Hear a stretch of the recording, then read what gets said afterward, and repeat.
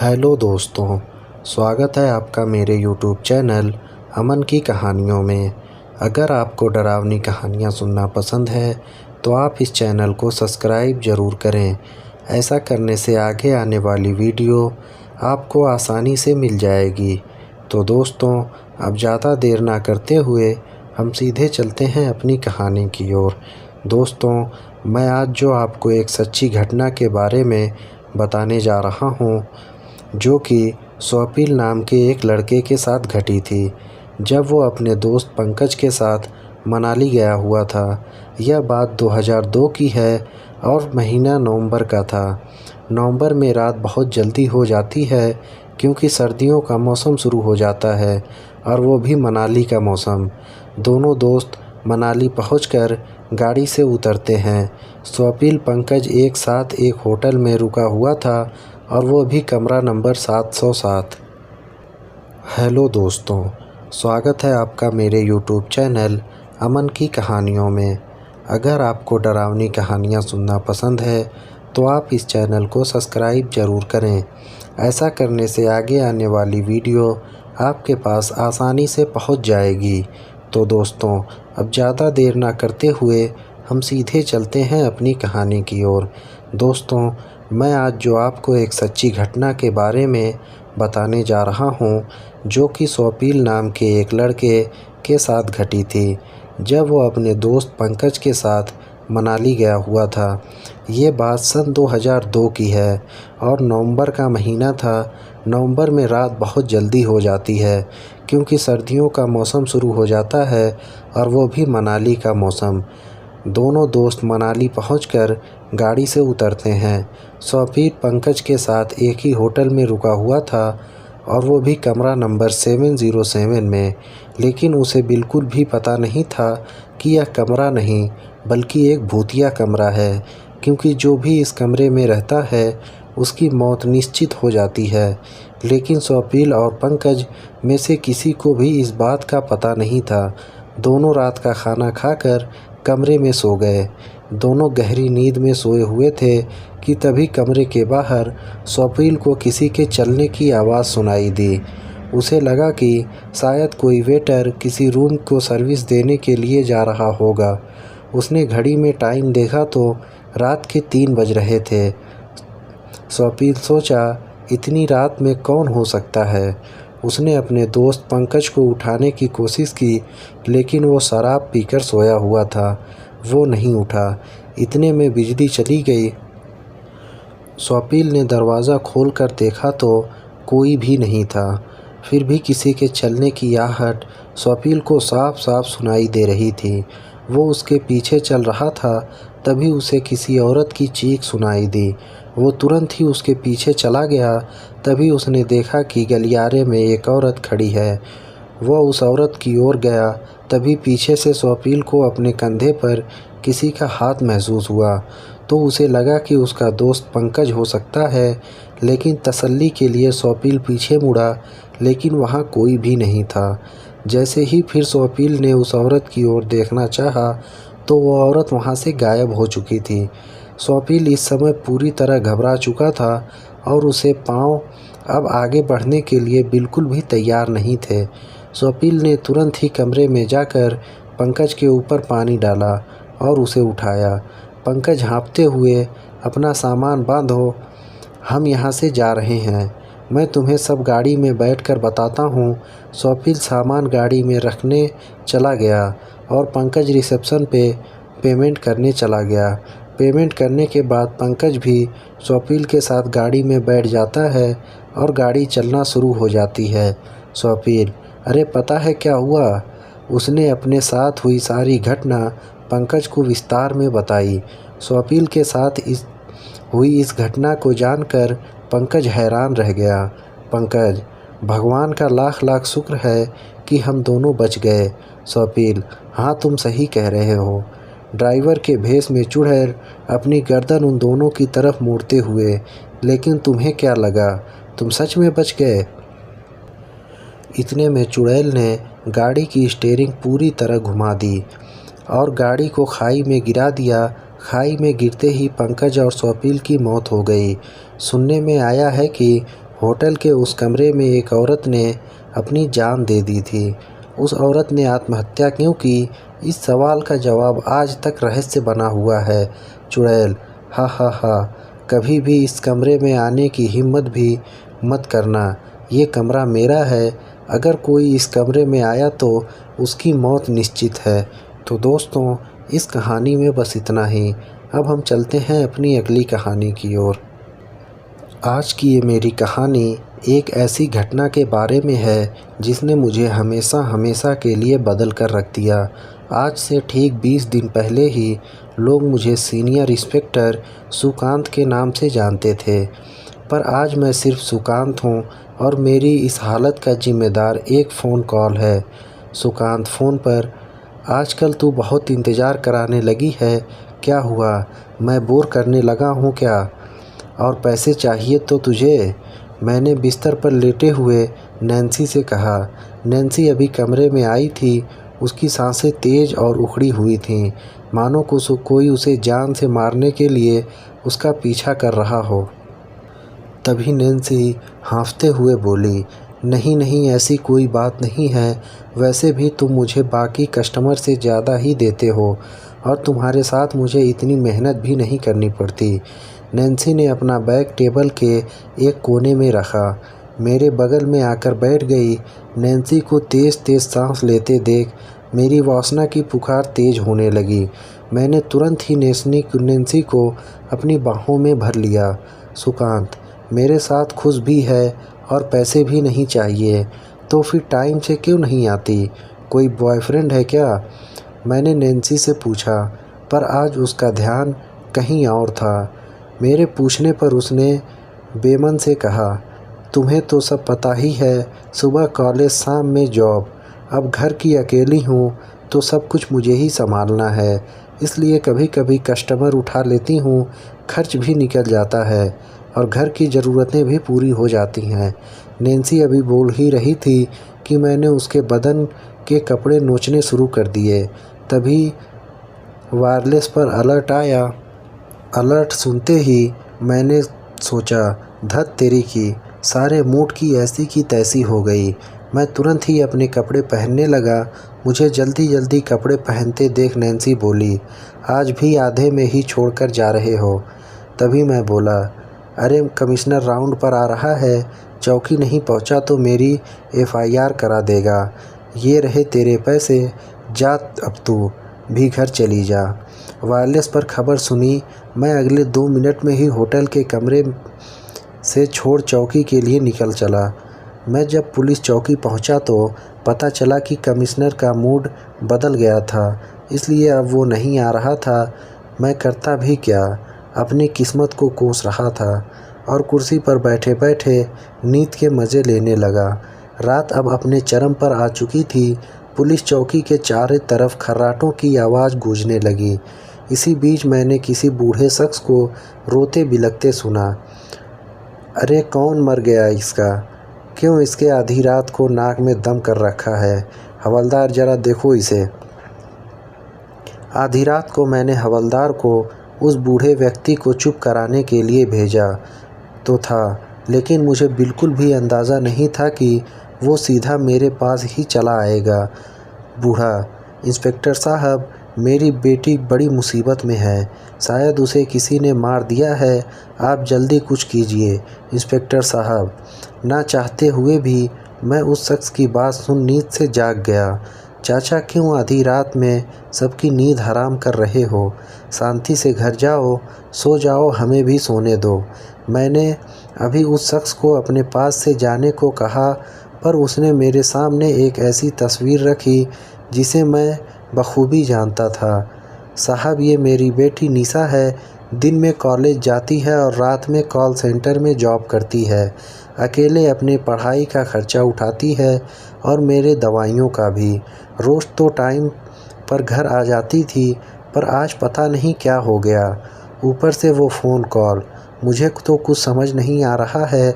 उस शख्स ने जिस लड़की की फ़ोटो मेरे सामने रखी थी, उसे मैं नैन्सी के नाम से जानता था, जिसे कुछ घंटे पहले ही मैं होटल के बंद कमरे में मेरी बात हुई थी। कैसा कॉल? क्या हुआ उसे, ठीक तो है ना? नैन्सी के पिता की बात सुन मुझे भी किसी अनहोनी का एहसास होने लगा।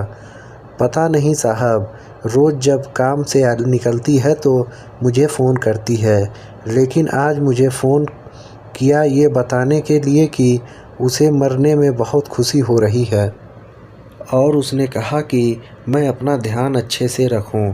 अगर आपको मेरी बातों पर यकीन नहीं है तो आप ये कॉल रिकॉर्डिंग सुन लीजिए। इतना कहकर नैन्सी के पिता ने अपनी बेटी से हुई आखिरी रिकॉर्डिंग को प्ले कर दिया। नैन्सी, रिकॉर्डिंग में, पापा मुझे खुशी है, मैं अब मरने जा रही हूँ, आप अपना ख्याल रखिएगा। आपकी प्यारी बेटी निशा। अपनी बेटी की आवाज़ सुन नैन्सी के पिता फिर एक बार फूट फूट कर रोने लगे, पर मैंने जो सुना उसे सुनकर मेरे पैरों तले ज़मीन खिसक गई। भला कोई मरने के लिए इतना खुश कैसे हो सकता है, वो भी तब जब उस पर इतनी जिम्मेदारियां हों, जो ज़िंदा रहने के लिए इतना सब कुछ करती है। भला उसे मरने में इतनी खुशी कैसे मिल सकती है? ऐसे अनगिनत सवाल मेरी सोच को कुरेद रहे थे, जिनका जवाब मुझे हर हाल में जानना था, क्योंकि वो नैन्सी ही थी जिसने मुझे मेरी पत्नी के जाने के बाद संभाला था। मैंने तुरंत ही नैन्सी के पिता से नैन्सी की आखिरी कॉल की डिटेल्स ली और हेडक्वार्टर फ़ोन करके बोला, हेलो हेडक्वार्टर, मैंने अभी तुम्हारे पास एक नंबर भेजा है, मुझे उसकी लास्ट लोकेशन चाहिए, अर्जेंट है। हेडक्वार्टर से बात किए अभी कुछ ही मिनट हुए थे कि मेरे पास नैन्सी की सारी कॉल डिटेल्स आ गई और उसकी लास्ट लोकेशन भी। सुकांत अंकल, आप मेरे साथ चलिए, मुझे नैन्सी की लास्ट लोकेशन मिली है, हमें ज़रूर कुछ न कुछ पता चलेगा। इतना कहकर मैं नैन्सी के पिता को लेकर उस लास्ट लोकेशन पर पहुंच गया, पर मुझे आसपास कोई नहीं दिखा और ना ही मुझे सबूत का एक तिनका मिला जिसके सहारे मैं अपनी तहकीकात करता। अचानक ही मुझे एक स्ट्रीट लाइट पर एक सीसीटीवी कैमरा दिखा, जिसे देख मुझे समझ आ गया कि मुझे यहाँ क्या करना है। मैंने तुरंत ही अपना फ़ोन निकाला और हवलदार से बात करने लगा। हवलदार सुनो, एक सीसीटीवी की फुटेज चाहिए, मैं तुम्हें अभी एक लोकेशन भेजता हूँ। तुम 2 घंटे 3 घंटे पहले की जितनी भी फुटेज रिकॉर्ड हुई हैं वो सब फ़ोन पे ट्रांसफ़र कर दो। मैंने फ़ोन काट दिया और जल्द ही मेरे पास सीसीटीवी कैमरे की सारी रिकॉर्डिंग आ गई। ये देखिए अंकल, आपकी बेटी निशा, यह शायद आपको ही फ़ोन कर रही है। लगता है निशा का फ़ोन ऑफ हो गया। मैं भी फुटेज देख ही रहा था कि अचानक से मैंने देखा कि स्क्रीन एक पल के लिए ब्लर हो गई और एक फ़ोन बूथ अचानक से नैन्सी के पीछे खड़ा दिखा, जिसे देख मैं और नैन्सी के पिता दोनों डर गए। ये क्या है, ये तो यहाँ था ही नहीं। मैंने चौंकते हुए अंकल से कहा। अंकल भी मेरे साथ सीसीटीवी फुटेज देख रहे थे। सच कहूँ तो मुझे वो फ़ोन बूथ जाना पहचाना लगा, लेकिन इससे पहले मैं कुछ सोच पाता, नैन्सी के पिता ने चिल्लाते हुए कहा, अचानक से ये पीसीओ बूथ कहाँ से आया? मतलब इसी ने मेरी बेटी की जान ली है? साहब, इस बूथ को जला दीजिए, वरना ये बहुतों को मौत के घाट उतार देगा। अंकल, आप ये क्या कह रहे हैं? एक पीसीओ बूथ है, कैसे किसी की जान ले सकता है? मुझे तो लगता है कि इसके पीछे किसी गैंग का हाथ है। नैन्सी के पिता, इंस्पेक्टर साहब, मैं ये सब इसलिए कह रहा हूँ कि क्योंकि यह पीसीओ बूथ मेरा ही हुआ करता था। अब 15 साल बाद ये मुझे बदला लेने आया है। नैन्सी के पिता की बातें मेरे समझ से परे थीं।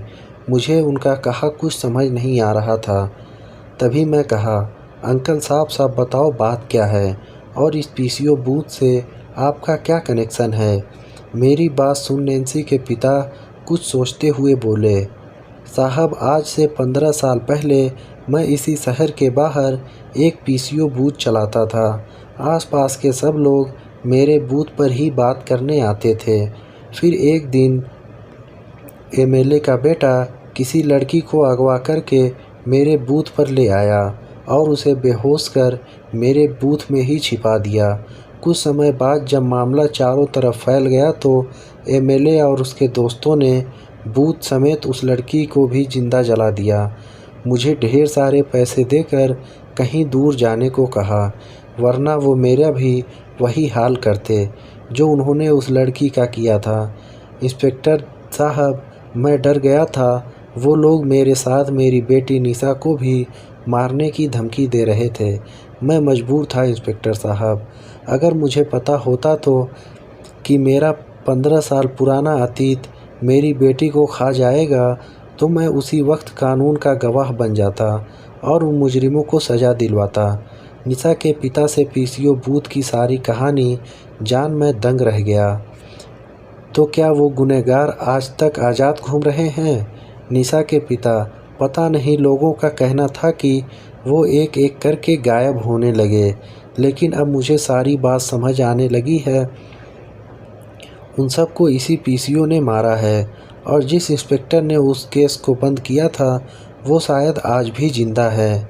मैं अभी इस पूरी वारदात के बारे में सोच ही रहा था कि तभी निशा के पिता ने बुदबुदाते हुए कहा, उस लड़की के बाप का क्या हाल हुआ होगा? वही आज भी तो अपनी बेटी को नहीं ढूंढ रहा।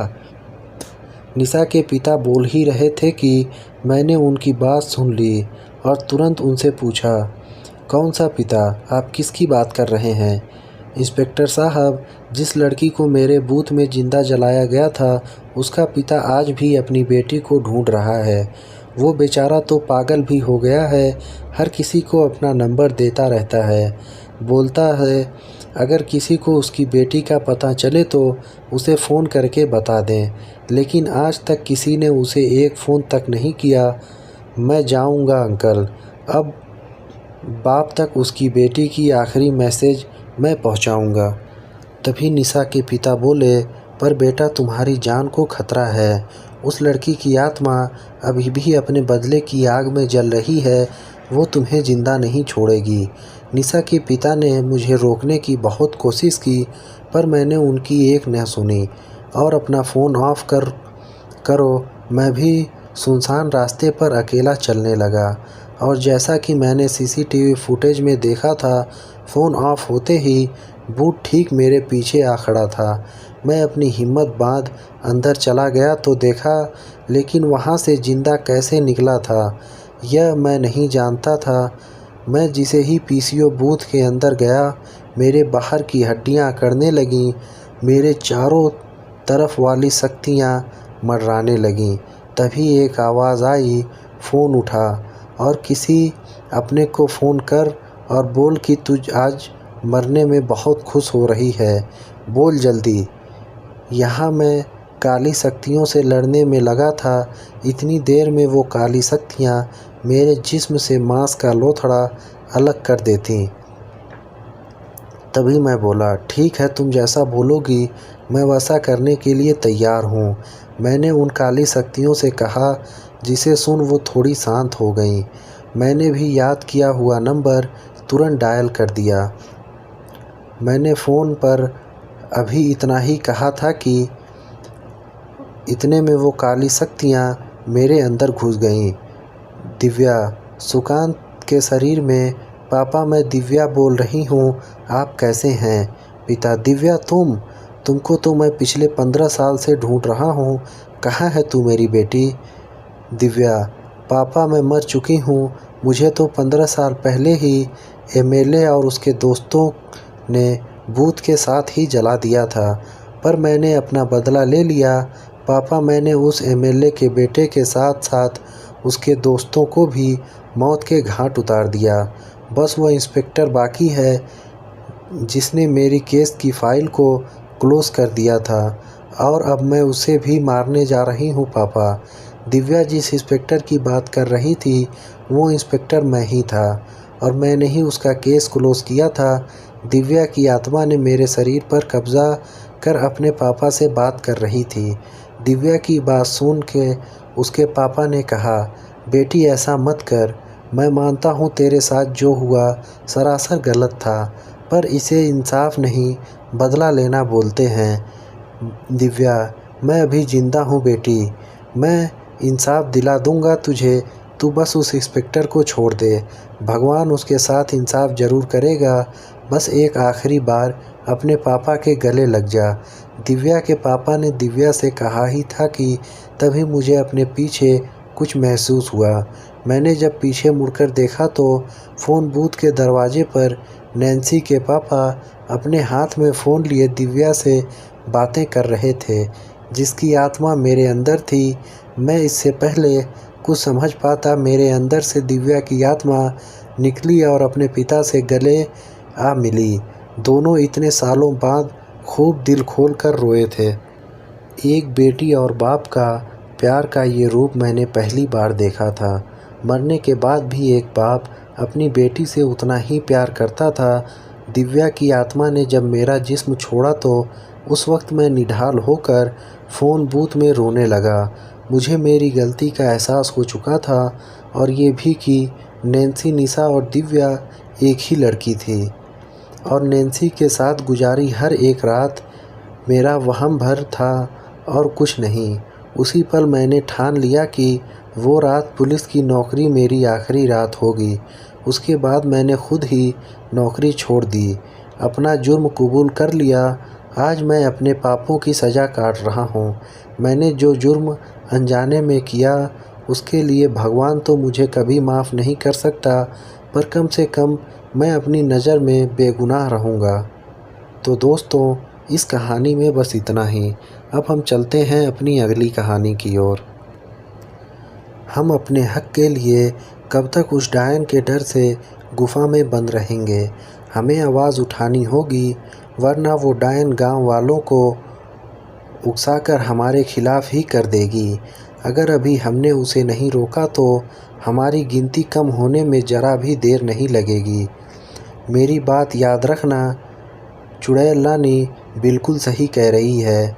वो अकेली डायन पूरे गांव वालों को हमारे खिलाफ़ भड़का रही है और तो और अपने जादू से उन सब का इलाज करती है। इसीलिए मैंने ये फ़ैसला किया है कि परसों अमावस की रात है। इस अमावस की रात को हम पूरे गांव पर हमला करेंगे और उस डायन को हमेशा हमेशा के लिए ख़त्म कर देंगे। बाकी सब चुड़ैल एक साथ हंसने लगीं। उस डायन के मुटके में कैद कर देंगे, पूरे गांव वालों को फिर से अपना गुलाम बना लेंगे। हम सब मिलकर उस डायन से बदला लेंगे।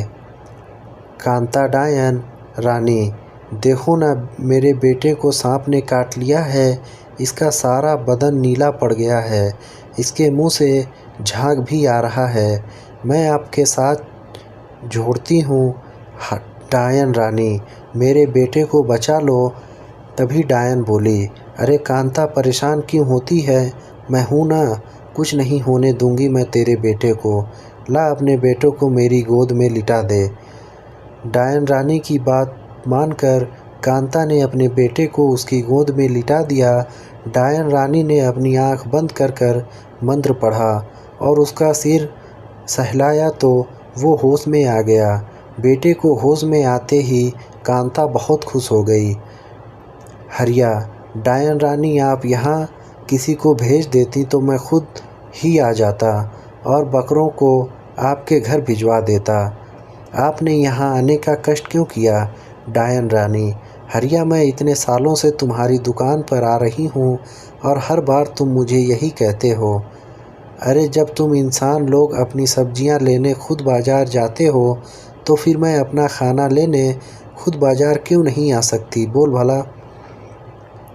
हरिया डायन रानी की यह बात सुनकर ज़ोर ज़ोर से हंसने लगा। कोई मेरे घर की आग बुझा दो, मेरा नया घर जल रहा है। डायन रानी, मेरी मदद करो, मेरे घर की आग बुझा दो। अगले हफ्ते मेरी बहन की शादी है। अगर कुछ नहीं किया तो मेरी बहन का घर बसने से पहले ही टूट जाएगा।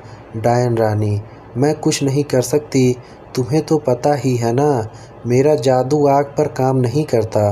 डायन रानी की बात सुनकर शंभू को समझ आ गया कि उसकी आखिरी उम्मीद ने घर को बचाने से मना कर दिया। शंभू से जब ये सदमा बर्दाश्त नहीं हुआ तो वो बिलखता हुआ अपने जलते हुए घर के अंदर चला गया और ज़ोर ज़ोर से चीखने लगा, क्योंकि वो खुद भी आग की चपेट में आकर जलने लगा था। फिर उसके अगले दिन अमावस की रात होती है। डायन रानी, बड़ी तेज़ भूख लग रही है, बहुत दिनों बाद इन ताज़ा बकरों का खून पीऊँगी, मैं फिर से जवान हो जाऊँगी। अगले ही पल डायन ने अपने गले से पहना हुआ हरे रंग का हार उतार कर रख दिया। हार के उतारते ही डायन रानी फिर से अपने असली रूप में आ गई, बेहद डरावनी, मानो जैसे सूखे हुए कंकाल पर मांस का लोथड़ा चिपका हुआ हो। डायन रानी का भयानक रूप देखते ही बकरे भी डर के मारे छटपटाने लगे, लेकिन डायन रानी ने एक झटके में बकरों को पकड़ लिया और अपने नुकीले दांत चुभाकर बकरों का खून पी लिया। बकरों का खून पीने के बाद डायन रानी ने अपना हार दोबारा पहनना चाहा, लेकिन वो हार चोरी हो चुका था। डायन रानी, मेरा हार किसने चुरा लिया? मैंने तो यहीं रखा था, फिर कहाँ जा सकता है? अगर वो हार मैंने नहीं पहना तो अनर्थ हो जाएगा। तभी दूसरी तरफ से चुड़ैल रानी, खुशी मनाने का ये वक्त सही नहीं है। अभी हमने बस उस डायन का हार चुराया है, लेकिन उसे जान से मारना अभी बाकी है, इसलिए यह मत समझना कि हम लोग ये लड़ाई जीत चुके हैं। चुड़ैल रानी बिल्कुल सही कह रही हैं। आज रात अमावस की रात है, आज उसकी शक्तियाँ हमसे बहुत ज़्यादा होंगी, लेकिन उसके पास इस हार के ना होने से वो अपनी हिफाजत नहीं कर सकती। चुड़ैल रानी, तो चलो अब गांव वालों की अपनी शक्तियाँ दिखाते हैं और फिर से पूरे गांव पर अपना कब्जा करते हैं। चुड़ैल रानी बाकी चुड़ैलों के साथ मिलकर पूरे गांव को चारों तरफ से घेर लेती है और अपने मुंह से आग उगलते हुए पूरे गांव को जलाने लगती है। गांव वाले भी मौत के डर से चीखते हुए इधर उधर भागते हैं। चुड़ैल एक एक करके उड़ती हुई नीचे आती हैं और ज़मीन से गांव वालों को उठाकर ऊपर हवा में ले जाती और फिर उनका मांस खाती और बचे शरीर को वापस नीचे ज़मीन पर फेंक देती। इतना में वहाँ डायन रानी आ जाती है। डायन रानी, मैं कहती हूँ इन गांव वालों को परेशान करना बंद करो, वरना मैं तुम्हें मौत के घाट उतार दूँगी। चुड़ैल रानी, अरे मेरी मौत का छोड़, तू अपनी मौत का देख। तुम्हारा हार तो अब मेरे पास है, फिर तो खुद की जान कैसी बचाएगी मेरी बहन? डायन रानी, बहन मत बोल मुझे, मैं तेरी बहन नहीं, तेरी मौत हूँ, जिससे तू अब ना छिप सकती है और ना ही भाग सकती है। तुझे क्या लगा था तू मेरा हार चुरा लेगी तो मेरी शक्तियाँ कमज़ोर पड़ जाएंगी? नहीं, वो हार तो बस मेरा रूप बदलने के लिए काम आता था और मेरी शक्तियाँ उससे कुछ कम नहीं होंगी। अब तुम अपनी जान बचाओ, मैं भी देखती हूँ कि तुम कैसे अपनी जान बचा के मुझसे भागती हो। इतना कहकर दोनों चुड़ैलों में युद्ध हो गया। कभी ये चुड़ैल इसको मारती तो कभी दूसरी चुड़ैल दूसरी को। ऐसा करते करते बहुत देर हो चुकी थी। आखिरकार चुड़ैल रानी ने सब चुड़ैलों को मौत के घाट उतार दिया और ख़ुद बहुत घायल हो गई। फिर गांव वालों ने उसको बकरे का खून पिलाया। फिर उसकी हालत कुछ सही हुई और उसने जैसे ही अपना हार पहना, फिर से वो अपने पहले वाले रूप में आ गई। तो दोस्तों, इस कहानी में बस इतना ही। ये कहानी आपको कैसी लगी, अपनी राय कमेंट बॉक्स में ज़रूर दें। और अगर आपने ये चैनल अभी तक सब्सक्राइब नहीं किया है तो अभी कर लें। हम फिर मिलेंगे किसी नई कहानी के साथ। तब तक आप अपना और अपने परिवार वालों का ध्यान रखें। धन्यवाद।